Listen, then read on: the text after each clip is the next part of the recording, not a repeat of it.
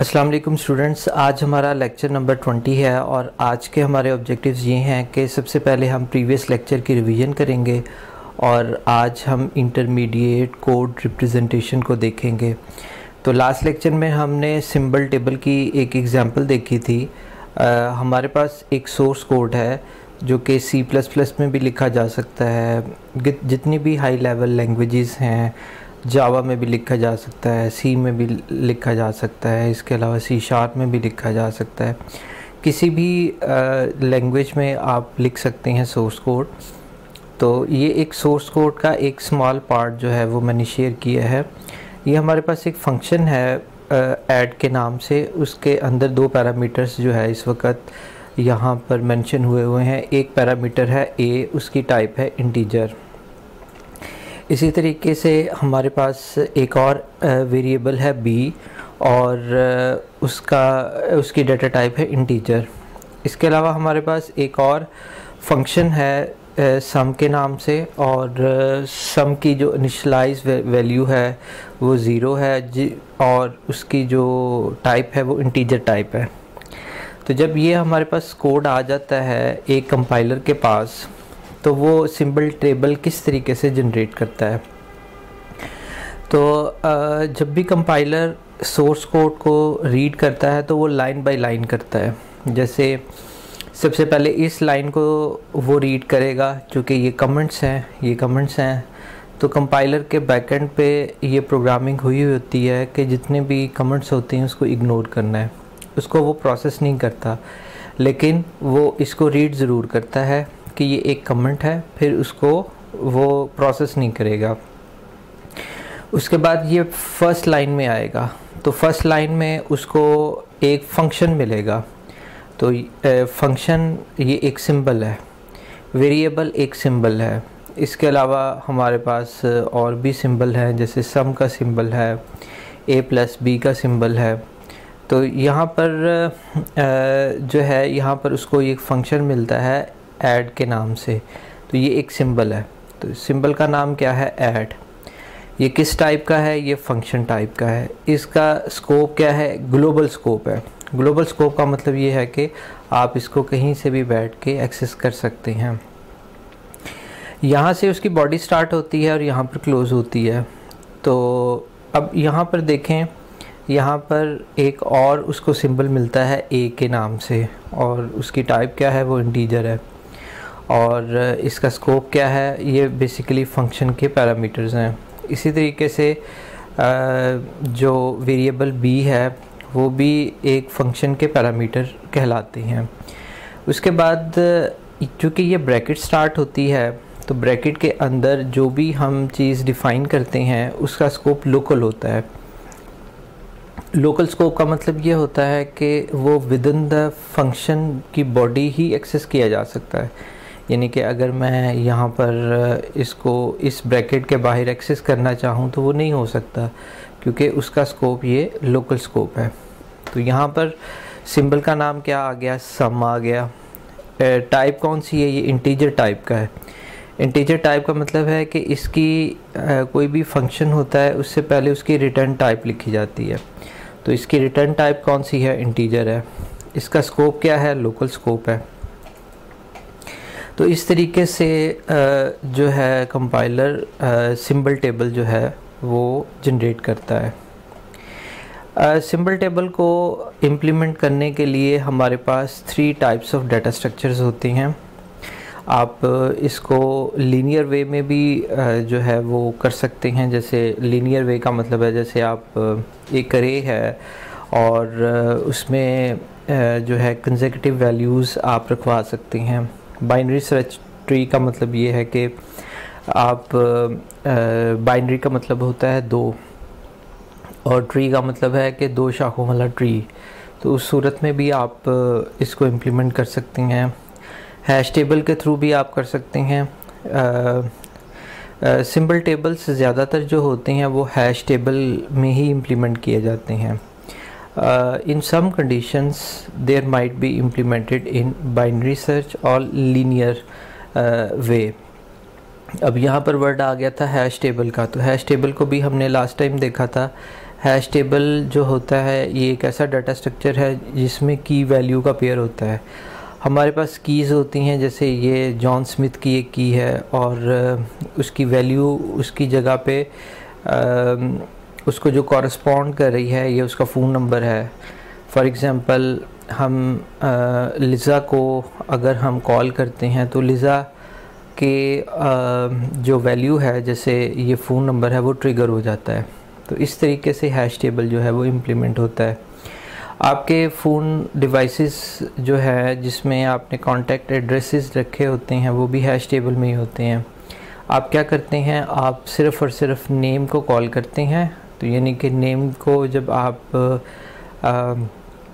अपने फिंगर के थ्रू उसको प्रेस करते हैं तो उसके ऊपर पड़ी हुई वैल्यू ट्रिगर करती है। तो वो किस तरीके से होता है, वो बैकएंड पे हैश टेबल में इम्प्लीमेंट हुआ होता है। वो कुछ इस तरीके से हुआ होता है, ये उसकी की है, ये आपके फ़ोन नंबर्स के जो नेम्स आपने रखे होते हैं वो इस तरीके से आते हैं और उसके कॉरस्पॉन्ड फिर आपने उनका सेल नंबर लिखा होता है तो वो जो है वो सेल नंबर आ जाता है। आपको जो चीज़ नज़र आ रही होती है वो ये है कि फ़ोन बुक में आपका कॉन्टैक्ट नेम आता है, आप उसको प्रेस करते हैं। जैसे ही आप प्रेस करते हैं तो उसका फ़ोन ट्रिगर हो जाता है, आपके सामने आ जाता है। ऑपरेशंस में सबसे पहले हमने डिस्कस किया था कि इंसर्ट का ऑपरेशन होता है। तो इंसर्ट का ऑपरेशन कंपाइलर हमेशा इस्तेमाल करता है। ये एनालिसिस फेज़ में होता है। ये वैल्यूज़ को आपके हैश टेबल में यानी कि आपके सिंबल टेबल में जो है ये इसकी मदद से रखवाया जाता है। इसके अलावा इंसर्ट जो है वो तो फंक्शन हम इस्तेमाल करते हैं, ये बिल्ट इन फंक्शन है। इसके अलावा एक और फंक्शन को भी कंपाइलर इस्तेमाल करता है जिसको हम कहते हैं लुकअप ऑपरेशन। जहाँ पर वर्ड ऑपरेशन का है तो इसका मतलब है कि वो कोई ऑपरेशन परफॉर्म कर रहा है या कोई फंक्शनैलिटी परफॉर्म कर रहा है। Lookup operation is used to search a name in the symbol table.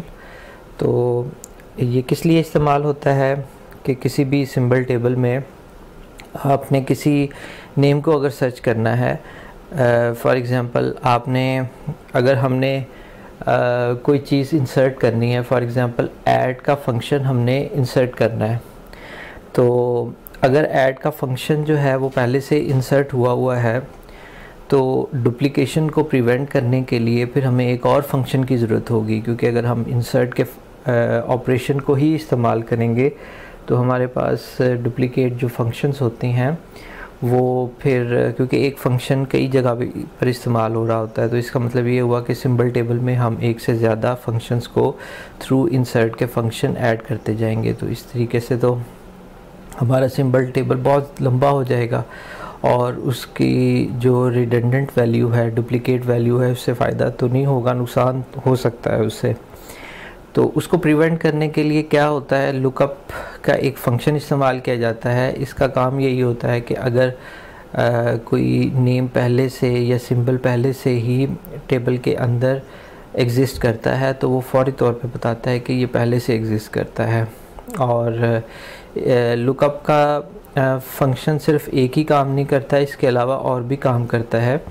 जैसे क्या इसकी डिक्लेरेशन हो चुकी हुई है, इसका जो नेम है उसके कॉरस्पॉन्ड स्कोप डिफ़ाइन हो चुका हुआ है, इसकी वैल्यू को इनिशलाइज करवाया जा चुका है। तो ये सारी फंक्शनैलिटीज़ जो होती हैं वो लुकअप फंक्शन जो है वो प्रोवाइड करता है।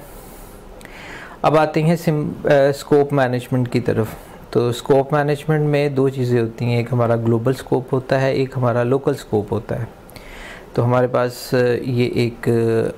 पास एक प्रोग्राम है, जैसे ये एक प्रोग्राम है और इसका एक सिंबल टेबल यहाँ पर कॉरस्पॉन्ड कर रहा है। तो इससे पहले स्लाइड में ये एक्सप्लेन किया हुआ है कि ये ब्रैकेट के अंदर मैंने इसको येलो किया हुआ है। तो इसका मतलब ये होता है कि ये जो येलो एरिया है इसका स्कोप लोकल स्कोप है, जबकि इससे बाहर जो है वो हमारा ग्लोबल स्कोप है। जैसे int 1_1, तो ये एक हमारा वेरिएबल हमने डिफ़ाइन किया हुआ है, उसकी इंटीजर टाइप वैल्यू है। और जो है ये ग्लोबल जो है उसका स्कोप है, क्योंकि ये फंक्शन से बाहर डिफ़ाइन हुआ है और किसी भी फंक्शन में जो है वो इस्तेमाल किया जा सकता है।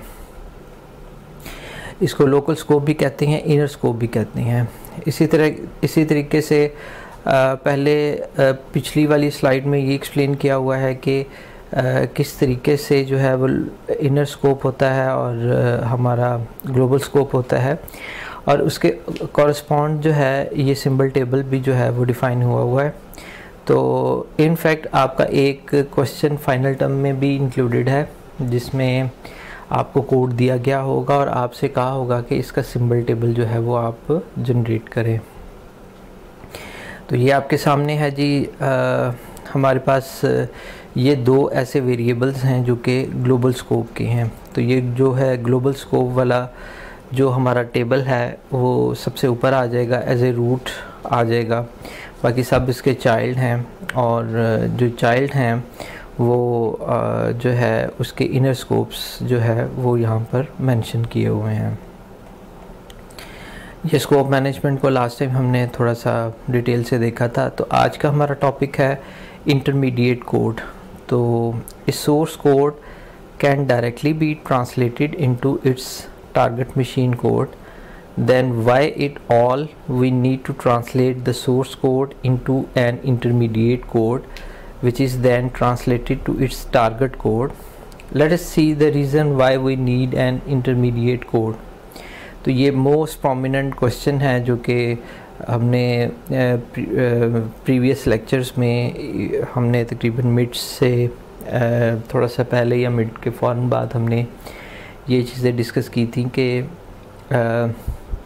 कंपाइलर जो है वो डायरेक्टली मशीन कोड में जो है आपके कोड को क्यों नहीं ट्रांसलेट करता, जबकि इसको इंटरमीडिएट कोड में ट्रांसलेट करने की क्यों ज़रूरत पेश आती है।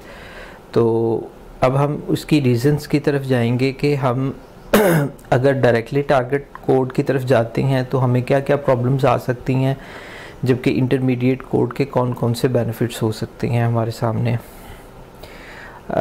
If a compiler translate the source language to its target machine language without having the option of generating intermediate code, then for each machine a full native compiler is required.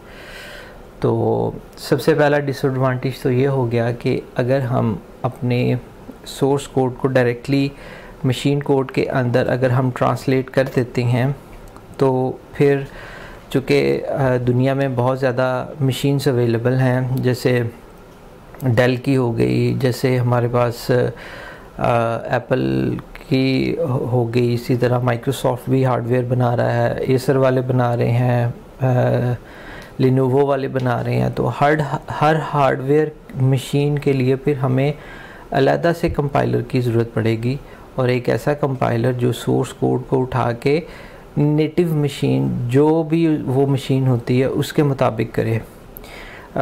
तो फिर तो ठीक है, लेकिन ये एक बहुत एग्जॉस्टिव प्रोसेस है। तो पहली रीज़न तो ये हो गई कि अगर हम सोर्स कोड को डायरेक्टली टारगेट मशीन में अगर हम कन्वर्ट करते हैं तो हमें हर मशीन के लिए अलग-अलग से जो है वो कंपाइलर की ज़रूरत पड़ेगी।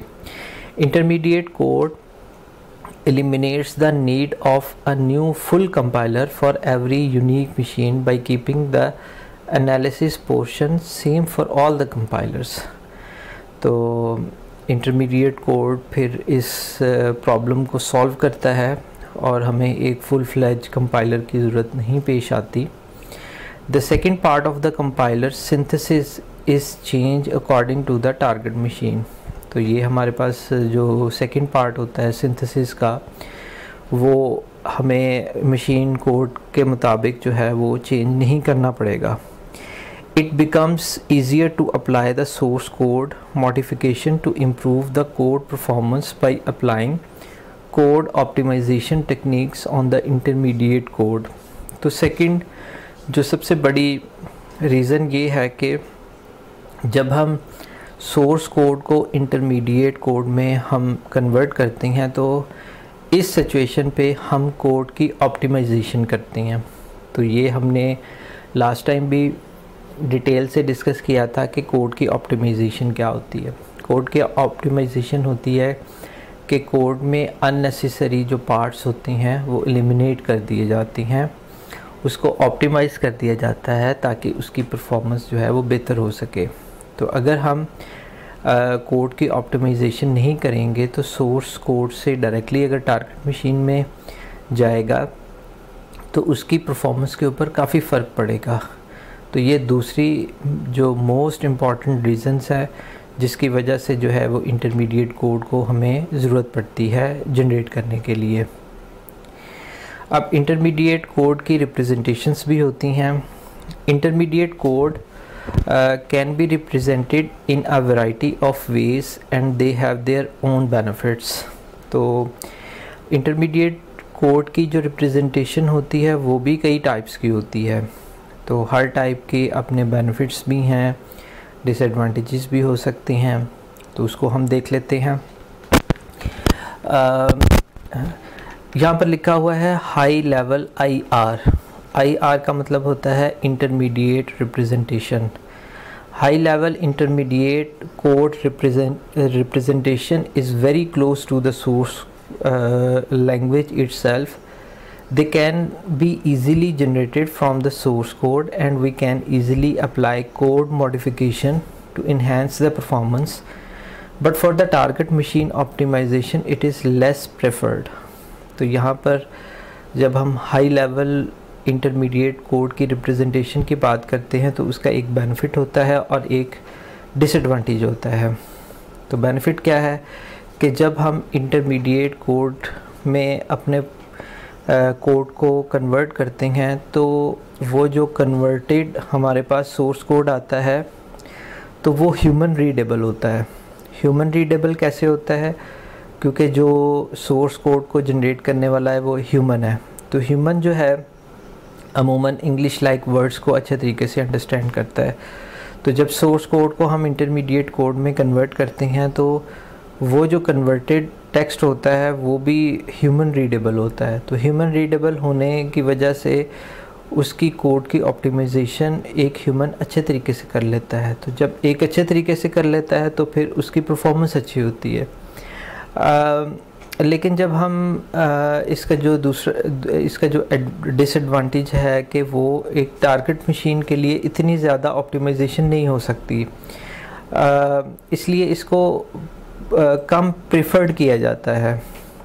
क्योंकि जब सोर्स कोड से इंटरमीडिएट कोड में इसको कन्वर्ट किया जाता है तो इस चीज़ का ख्याल रखा जाता है कि ये ह्यूमन रीडेबल हो।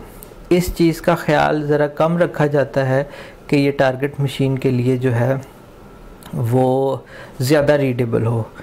तो चूँकि ये ह्यूमन रीडेबल ज़्यादा होता है और टारगेट मशीन के लिए इतना ज़्यादा रीडेबल नहीं होता जितना होना चाहिए, तो फिर परफॉर्मेंस के ऊपर जो है वो फ़र्क पड़ सकता है। तो बजाय कि हम ह्यूमन रीडेबल ज़्यादा उसके ऊपर फोकस करें, हमें टारगेट मशीन की तरफ ज़्यादा फोकस करना पड़ता है, इसलिए इसको हम प्रीफर नहीं करते। वैसे ये ऑप्शन अवेलेबल होती है। लो लेवल इंटरमीडिएट रिप्रेजेंटेशन, तो this is one is close to the target machine which makes it suitable for the register and memory allocation, instruction set selection. It is good for the machine dependent optimization। तो यहाँ पर दो तीन words आए हैं कि लो level intermediate representation में human readable का इतना ख्याल नहीं रखा जाता जितना मशीन रीडेबल का ख्याल रखा जाता है। तो मशीन रीडेबल कौन कौन सी चीज़ें होती हैं? आपकी प्रोसेसर के रजिस्टर्स होती हैं और आपकी मेमोरी की एलोकेशंस होती हैं, इंस्ट्रक्शन सेट जो आपके सोर्स कोड को जो है वो एग्जीक्यूट करता है उसके बारे में इंफॉर्मेशन होती है। और ये मशीन रीडेबल ज़्यादा होता है, ये मशीन ऑप्टिमाइजेशन की तरफ ये ज़्यादा जो है वो इसका फोकस होता है। Intermediate code can be either language specific bytecode for the Java और language independent 3 address code। तो अगर तो आपने जावा के लिए करना है तो फिर आपका सोर्स कोड जो इंटरमीडिएट कोड होगा उसको हम बाइट कोड कहते हैं। यानी कि जावा के लिए अगर हमने इस्तेमाल करना है तो कंपाइलर उसको बाइट कोड में कन्वर्ट कर देगा। लेकिन अगर दूसरी लैंग्वेजेस के लिए करना है तो फिर जो इंडिपेंडेंट कोड होता है उसको हम कहते हैं 3 address code. For example C++ के लिए करना है आपने जो है वो करना है, C# के लिए करना है, तो उसके लिए फिर जो हमारे पास इंटरमीडिएट रिप्रेजेंटेशन आ जाती है वो 3 एड्रेस कोड की आ जाती है। तो 3 एड्रेस कोड को हम देख लेते हैं कि ये क्या है। Intermediate code generator receives the input from the predecessor. ये जो प्रीडिसेसर जो होता है, प्री का मतलब होता है कि पहले, प्रोसेस होने से पहले। तो ये कौन सा फेज़ होता है? ये प्रोसेस होने से पहले का फेज़ जो है उसको प्रीडिसेसर बोलते हैं। तो intermediate code generator receives the input from its predecessor phase semantic analyzer in the form of an annotated syntax tree। तो annotated का मतलब होता है, ये बेसिकली वर्ड आया है annotation से। annotation का मतलब होता है कि कोई ऐसा टेक्स्ट जो एक्सप्लेन करने वाला हो या उसमें कोई उस कोड के बारे में या उस चीज़ के बारे में कुछ बताया हो तो वो annotated syntax tree कहलाता है। और अगर ये ट्री की फॉर्म में होगा तो वो सिंटेक्स ट्री कहलाएगा। That syntax tree then can be converted in a linear representation, for example postfix notations. तो जब हमारे पास ये जो रिप्रेजेंटेशन होती है जब हमारे पास आती है तो वो ट्री की फॉर्म में आती है। तो ट्री की फॉर्म में हमने बाइनरी सर्च ट्री भी देखा था, तो उसमें 2 नोड्स थे और उसकी 2 शाखें थीं। तो इस तरीके से ट्री जो है वो इम्प्लीमेंट होता है। तो हमारे पास जो डाटा आता है वो एनोटेटेड सिंटेक्स ट्री की फॉर्म में होता है, फिर हम उसको लीनियर फॉर्म में जो है वो कन्वर्ट कर लेते हैं। लीनियर फॉर्म कौन सी होती है कि कंसेक्यूटिव होती है, पहले एक वैल्यू फिर दूसरी फिर तीसरी, इस तरीके से लीनियर वैल्यूज़ जो है वो चलती हैं। Intermediate code tends to be machine independent code, therefore code generator assumes to have unlimited numbers of memory storage to generate the code। तो इंटरमीडिएट कोड जो है वो मशीन इंडिपेंडेंट होता है। मशीन इंडिपेंडेंट का मतलब है वो किसी मशीन के ऊपर डिपेंड नहीं कर रहा होता है। आप इसको जनरेट करते हैं तो किसी भी मशीन के ऊपर उसको रन किया जा सकता है और ये अनलिमिटेड मेमोरी जो है वो इस्तेमाल कर सकता है कोड को जनरेट करने के लिए। 3 एड्रेस कोड की हम एग्ज़ाम्पल ले लेते हैं। इस एग्ज़ाम्पल से आपकी काफ़ी अंडरस्टैंडिंग हो जाएगी कि किस तरीके से वर्क करता है। फॉर एग्ज़ाम्पल ये असाइनमेंट ऑपरेटर है, ये हमारा एक वेरिएबल है, ये हमारा और का ऑपरेटर है, ये हमारे पास जो है एक और वेरिएबल है, ये हमारे पास एक ऑपरेटर है और ये भी हमारे पास वेरिएबल है। इन सब को मिला के हमारे पास एक एक्सप्रेशन बनता है। तो इसका इंटरमीडिएट कोड किस तरीके से जो है वो जनरेट होगा उसको हम देख लेते हैं। यानी कि आपने अपने सोर्स कोड में ये लिखा हुआ है, the intermediate code generator will try to divide this expression into sub expressions and then generate the corresponding code. तो फिर क्या होगा कि इसमें जो हमारे पास कोड है, ये जो एक्सप्रेशन है इसको सब एक्सप्रेशंस में जो है वो डिवाइड कर लिया जाता है, फिर उसका कॉरस्पॉन्डेंस कोड जो है इंटरमीडिएट कोड जनरेट किया जाता है। अगर हम यहाँ पर देखें तो ये हमारे पास एक अलग से एक्सप्रेशन है और अगर हम यहाँ पर देखें तो b जो है ये हमारे पास ये वही वाला वेरिएबल है और हमने क्या किया, इस एक्सप्रेशन को हमने एक और वेरिएबल में रखवा लिया है क्योंकि इस एक्सप्रेशन में तो एक से ज़्यादा जो है वो हमारे पास कंप्यूटेशन परफॉर्म करने वाली है। तो हमने इस एक्सप्रेशन को हमने एक वेरिएबल में रखवा लिया और इस वेरिएबल को हमने b के साथ ऐड कर दिया। और उसको भी हमने एक और वेरिएबल में रखवा दिया जिसका नाम है R2 के। और R2 की जितनी भी वैल्यू है असाइनमेंट ऑपरेटर के थ्रू जो है वो हमने A को असाइन करती हैं। तो इस तरीके से हमारे पास ये एक कोड था, एक एक्सप्रेशन था। तो इस एक्सप्रेशन के अगर हम यहाँ पर देखें तो 3 पार्ट्स हैं, एक ये वाला पार्ट है, एक ये वाला पार्ट है, यानी कि अगर हम यहाँ पर देखें ये दूसरा पार्ट है और ये तीसरा पार्ट है। तो यहाँ इस एक्सप्रेशन से हमने क्या किया, इसको सब एक्सप्रेशंस में जो है वो डिवाइड कर लिया और इसको जो हमने प्रोसेस कर लिया। Are being used as register in the target program. तो इसमें आर हमने जो इस्तेमाल किया हुआ है वो बेसिकली रजिस्टर है। तो रजिस्टर में हमने ये रजिस्टर में हमने क्यों रखवाया, क्योंकि ये इसका जो रिज़ल्टेंट होगा जब हम इसको कंप्यूट करेंगे तो इसका रिज़ल्ट हम इस मेमोरी में रखेंगे। और इसका रिज़ल्ट फॉर एग्ज़ाम्पल अगर हमने इसकी कंप्यूटेशन परफॉर्म की है तो इसका रिज़ल्टेंट 10 आया है, तो 10 जो है वो इसमें रखा जाएगा। अब ये जो 10 की वैल्यू है वो इस वक्त यहाँ पर पड़ी है, और अगर B में 20 पड़ा हुआ है तो फिर क्या होगा, 10 + 20 30 इस रजिस्टर में रखवा दिया जाएगा। इस रजिस्टर में 10 पड़ा हुआ है, इस रजिस्टर में 30 पड़ा हुआ है। तो जब ये जो 30 है ये इस वक्त असाइन कर दिया जाएगा हमारे वेरिएबल A को। तो इस तरीके से जो है 3 एड्रेस कोड जो है वो प्रोसेस करता है। A 3 address code has at most 3 address locations to calculate the expressions. A 3 address code can be represented in 2 forms, quadruples and triples. तो 3 एड्रेस कोड को हम 2 तरीक़ों से जो है उसकी रिप्रेजेंटेशन कर सकते हैं, क्वाड्रुपल से और ट्रिपल से। तो क्वाड्रुपल्स को देख लेते हैं हम। Quadruples, each instruction in quadruples represented in divided into 4 fields। तो quad का मतलब होता है 4, तो इसको 4 fields में हम डिवाइड कर लेते हैं। इसमें पहली फील्ड आ गई हमारे पास ऑपरेटर्स आ गए, दूसरी हमारे पास आर्गूमेंट 1 आ गया, फिर आर्गूमेंट 2 आ गया, फिर उसका रिजल्टेंट आ गया।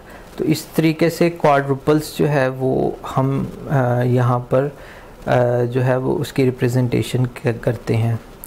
फॉर एग्ज़ाम्पल हमारे पास अगर उसी की एग्ज़ाम्पल ले लें, हमारे पास ये थी हमारे पास B + C और हमारे पास ये मल्टीप्लिकेशन है D की। तो उसमें हमने क्या किया, सबसे पहले ये वाला जो है वो कंप्यूट किया जाता है, कैलकुलेट किया जाता है। तो उसका सबसे पहले हमने ये ऑपरेशन किया है। फिर हमारे आर्गुमेंट कौन से थे, C और D। तो ये C और D जो है वो आर्गुमेंट में आ गया, और C और D का जो रिज़ल्टेंट था वो हमने किस में रखा है, इस रजिस्टर में रखा है। तो हमने यहाँ पर इसका रिज़ल्टेंट R1 में रखा है। इसके बाद हमने जो ऑपरेशन परफॉर्म किया है वो एडिशन का किया है। तो ये जो हमारे पास आ गया एडिशन का, तो हमारे पास इस वक्त जो था पहला आर्गुमेंट था B, ये B था, तो ये हमारे पास आर्गुमेंट B आ गया। और हमारे आर्गुमेंट में दूसरा वेरिएबल कौन सा था, R1 था, तो ये R1 आ गया। अब हमने क्या किया, इन दोनों को ऐड करके फिर R2 में रखवा दिया। तो इसका रिज़ल्टेंट किस में रखा गया, R2 में रखा गया। अब फर्दर हमारी एक और कैलकुलेशन हो जाती है कि ये R2 को A में हमने रखवाना है। तो इसी तरीके से अगर हमारे पास आर्गुमेंट R3 होता तो हम उसमें और भी रख लेते। चूँकि हमारे पास ये एक्सप्रेशन जो है वो 3 यानी कि 3 ऑपरेशंस वाला था, तो हमारा ऑपरेशन यहीं पे क्लोज़ हो जाता है। जबकि अगर इससे ज़्यादा अगर ऑपरेशन होता तो फिर हमारे पास फर्दर हमने इसको लेके चलना था। फॉर एग्ज़ाम्पल यहाँ पर एडिशन का है, इसको उन्होंने और थोड़ा सा एक्सप्लेन कर दिया है कि ये ऐड का फंक्शन है, ऑपरेटर है R2 और R1 को ऐड कर दिया गया, फिर R3 में रखवाया गया और R3 जो है फिर हमारे पास ये असाइनमेंट ऑपरेटर आया और R3 और A में जो है वो रिजल्टेंट रखवा दिया है। तो इसको फर्दर उन्होंने और ज़्यादा एलेबोरेट कर दिया है। आप अगर यहाँ तक भी कर लेंगे तो ये आपके लिए इनफ होगा। अगर आप फर्दर इसको स्पेसिफाई करना चाहें तो वो आपके लिए बेहतर होगा। 3 एड्रेस कोड एग्जांपल। ट्रिपल्स में, ट्रिपल्स का मतलब होता है 3। Each instruction in triples representation has 3 fields. इसमें हमारे पास 3 फील्ड्स होंगी। ऑपरेशन होगा, आर्गुमेंट 1 होगा, आर्गुमेंट 2 होगा। The resultant of the representative sub expression are denoted by the position of the expressions. तो ये पोजीशंस के लिहाज से करेंगे। तो नेक्स्ट लेक्चर में हम इसकी एग्जांपल जो है वो डिटेल से देखेंगे ट्रिपल्स की। इसको हम दोबारा से जो है वो रीजनरेट करेंगे। एक और एक्सप्रेशन को देखेंगे, 3 एड्रेसिंग कोड ट्रिपल्स की फॉर्म में हम किस तरीके से कर सकते हैं। आई डू होप कि आप, क्योंकि इसके अंदर डायरेक्टेड ए साइक्लिक ग्राफ इस्तेमाल हुआ है DAG, तो मुझे पहले समझाना पड़ेगा DAG ग्राफ कैसा होता है और उसकी रिप्रेजेंटेशन कैसी होती है। उसके बाद फिर आप अंडरस्टैंड करना हम आपके लिए आसान हो जाएगा। आई डू होप कि आपको इस लेक्चर की मदद से काफ़ी अंडरस्टैंडिंग हो गई होगी। टेक केयर, अल्लाह हाफिज़।